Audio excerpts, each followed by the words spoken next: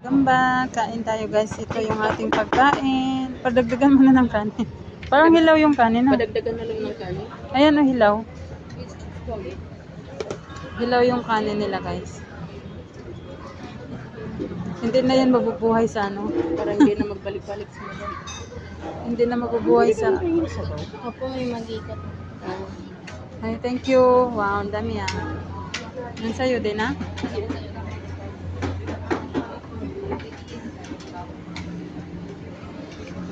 Ang laki ng chicken. Swak na swak.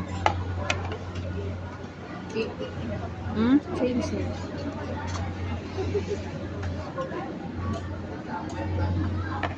Pwede mo natin ano yan. Ito.